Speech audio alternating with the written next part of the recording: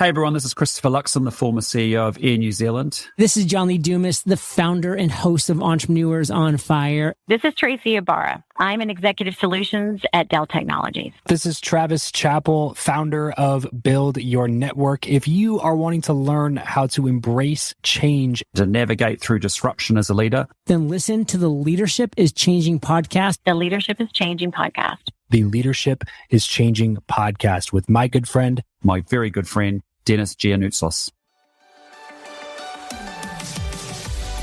Welcome to Leadership is Changing. Each week, we and our guests provide information and insights through exploring leading change. This is taking your leadership to another level by finding the balance between executive excellence and personal well-being through stories that inspire real change. It's time to adapt in our fast-moving world when leadership is changing with your host, Denis Giannoutsos.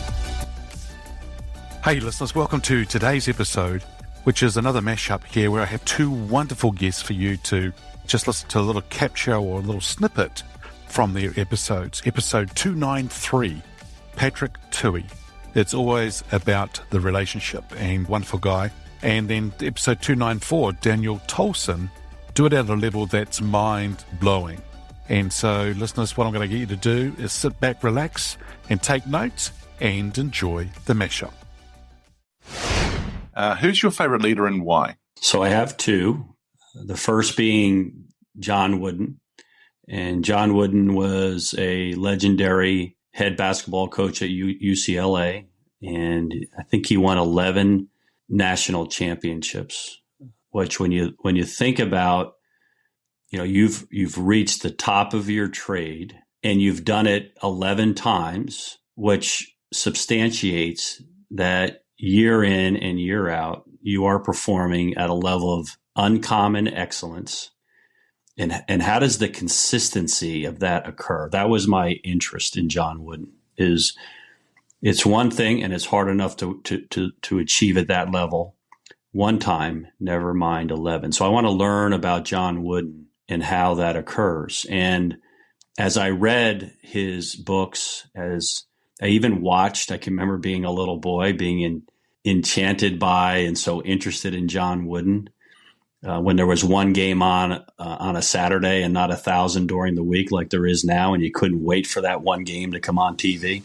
And I'd sit there and watch John Wooden coach. And what everything I read about John Wooden, Denis, was his focus on people development, on integrity, on selflessness, on humility, on care, on a number of different things that he didn't go at that mediocre. He was extremely intentional to the point that he developed what's called the pyramid of success.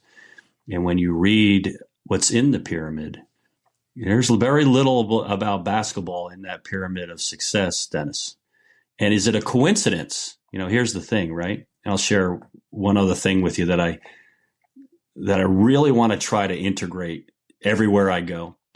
When you read what's in the pyramid of success, it has very little to do with basketball because John Wooden, who was way ahead of his time, knew the power of personal development. He knew the power of some of those tenets I just talked about, and how powerful a unit would be if everyone was committed to those things, if everybody realized the importance of those things. John Wooden made it very clear that I recruited you to come here and play basketball, and basketball will play, but what you may not have had a total grasp on, although I may have talked about it in my recruiting, as a matter of fact, I made sure to talk about it.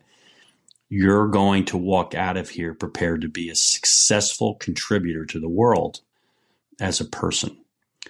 And what I know is the byproduct of that is going to be success. And, I talk to corporate leaders and I talk to head coaches and I say this. There's three basic human needs that we desire. One is love. The other is appreciation. And the third is inclusion. Those are the three most powerful needs. with love being the most powerful emotion known to humankind. And I asked the question to myself as a leader, if that is true, and I know it is, why are we not intentionally finding ways to integrate and build love within our culture? What are we afraid of? Why is love looked at, in the athletic world, especially for boys or men's basketball? There's, we're not going to sit around a campfire and start, spreading love. And that's, it's unfortunate that love is looked at that way. And even in the corporate world where, that's just, we don't have the time for that. There's too much that needs to be done. There's too much work. But really, Denis, it's just okay. If that is the most powerful emotion and it will fuel our people to do everything at a whole different level, why are we not intentionally finding ways to do that? See, I'm doing that. I've done that for a long time. And I know that it works. I know that it works. And it's not that complicated to do. It's not that complicated. Yeah. It's not at all. No, not at all. Yeah, Brene Brown was the second one. I love Brene Brown. What I love about Brene Brown is she challenges leaders to be brave, to be courageous, to be vulnerable, to have, tough conversations, to really be in honesty and truth, to not be afraid to have disappointment occur and deal with it and talk about it and communicate about it, and as well as failure and a whole bunch of other things. I think Brene Brown brings in a education and a teachings and lessons around her writings that are current, that not only are they current, but they're also very valuable tools that are going to serve well in the future in respect to who you need to be as a leader. And so I'm always very interested in her writings and what she has to say. And I use a lot of her information and a lot of her teachings in my own programs. Yeah, Petra, I'm just thinking about time that we've got together here, so I just want to ask you some other questions too. Leadership is changing. That title of the show, what does that mean for you? Well, I'll tell you, leadership for me is in the changing challenges.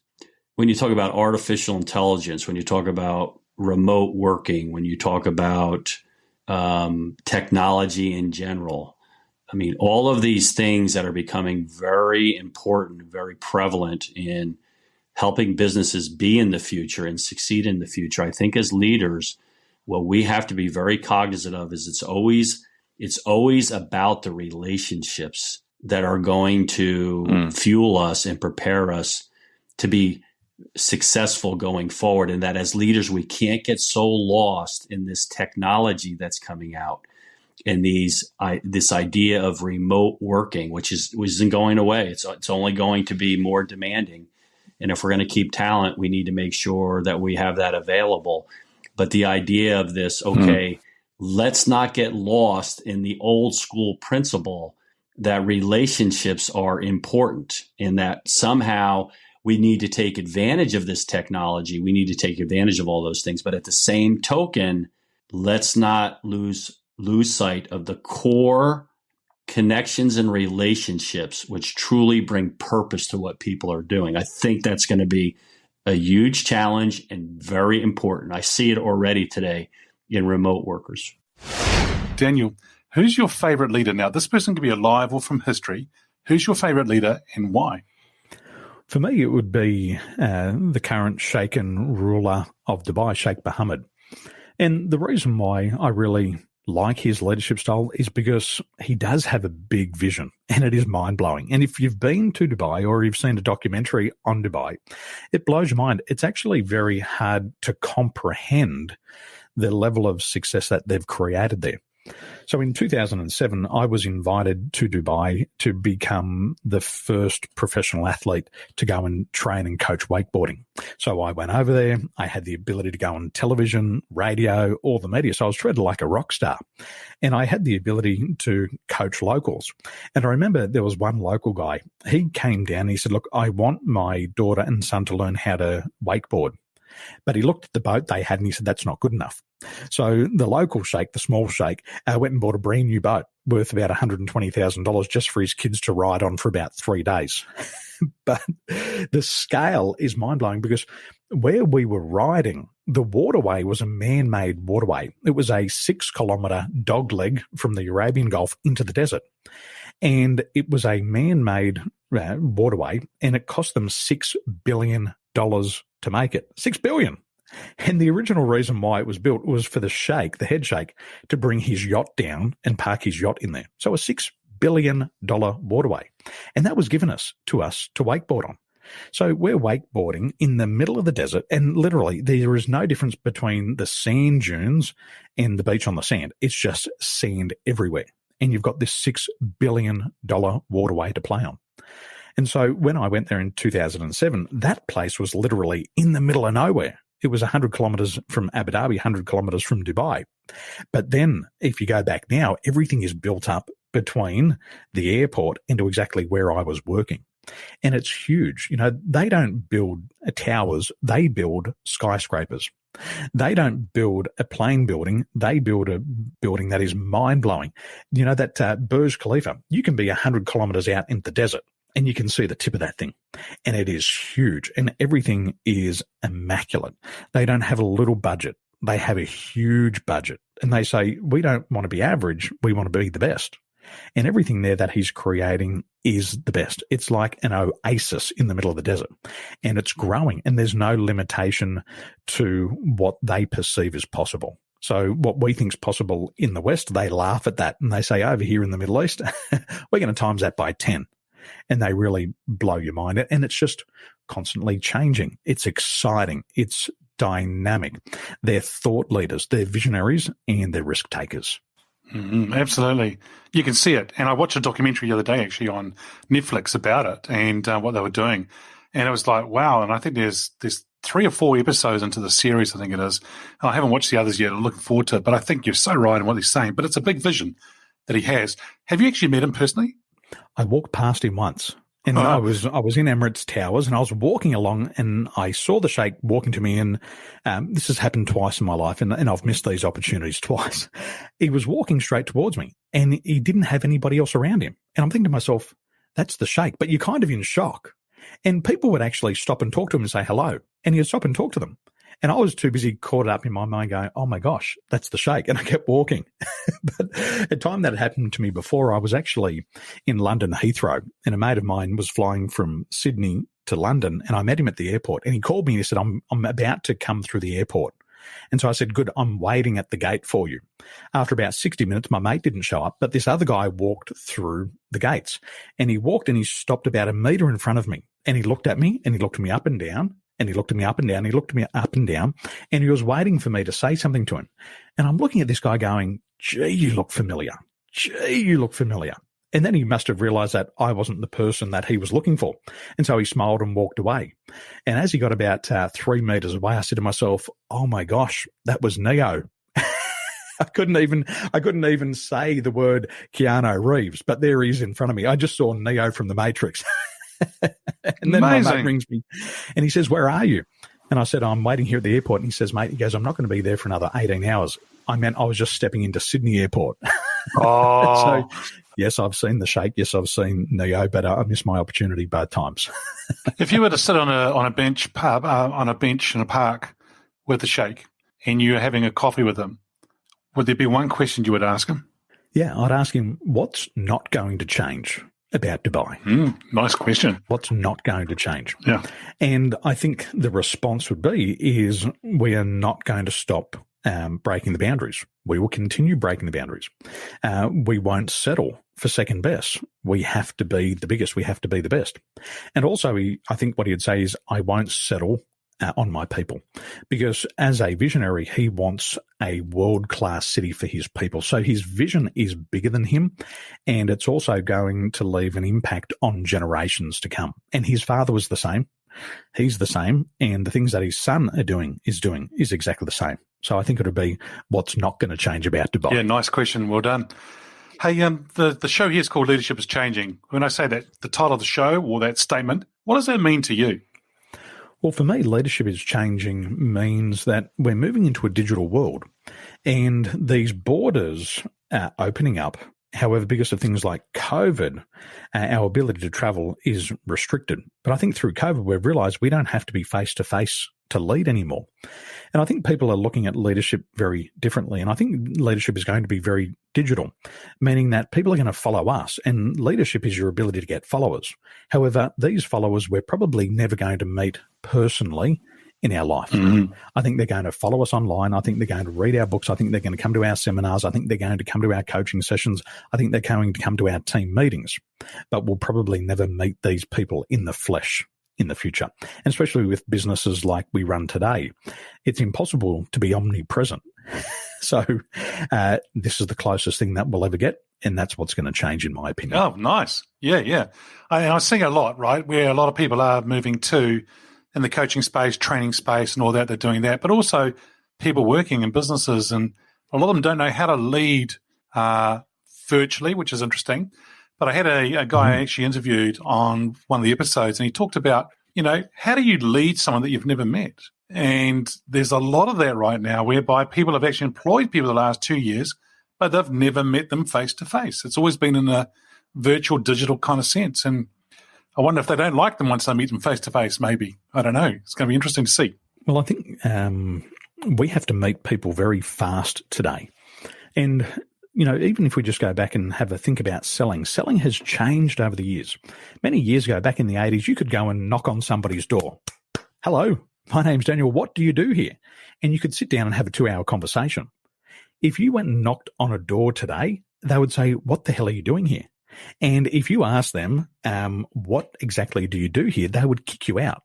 Because with technology and the way the digital world is today, is you should be able to research at least 80 to 90% of these people or these companies online.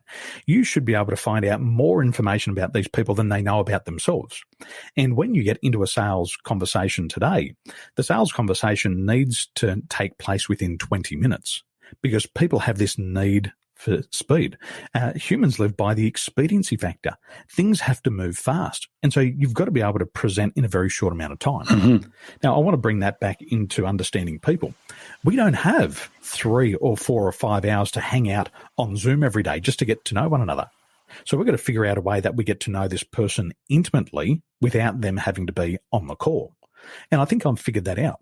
What we use today is we use science and technology to understand people's behaviors. And we're moving away from what's called the golden rule, which is to treat others the way that you would like to be treated. And we're moving into what's called the platinum rule, which is to treat others how they want to be treated. But we've got to utilize science to discover exactly how to do that. So that's where I think it's going to have a big change. Wow, the platinum rule. Treat people the way that they want to be treated. Yeah, that's a nice way of putting it. Oh, I like that. Yeah, look, I'm aggressive. And you said that at the start. He is a competitive person. Ooh. I'm aggressive. Yep. And so what happens is I want people to interact with me in a competitive way. I don't mind people who are aggressive. I like it. But I'll tell you what, when I've applied the golden rule and say, treat others the way I want to be treated, and I use aggression to push people forward, I get a lot of resistance, and it does not work. So we're going to go to the next level, which is the platinum rule. Yep. Wow, listeners, what a wonderful episode this is of these two wonderful guests in the Mashup. Patrick Touhey from episode 293. It's always about the relationship. If you haven't already gone and listened to the recording, I highly recommend you go and do. Patrick, great guy, shares about the story about his brother who's passed away, but also him carrying on the legacy, but also talking about relationships and teams and so forth. So you really want to go and check that one out. And episode 294, Daniel Tolson, what a wonderful voice he's got, and actually listening to him speak and about what he did and so forth. And so if you're wanting to do things that are going to be more mind-blowing and take them to another level, check out this episode with Daniel Tolson and myself. But it's always good. Hey, listeners, it's always a pleasure being with you. Thanks for joining. Until next time, bye for now. Thank you for listening to this episode of Leadership is Changing with your host, Denis Giannoutsas. Each week, we and our guests provide information and insights through exploring leading change, inspiring executives and leaders to adapt and lead a bigger game in a fast-moving world.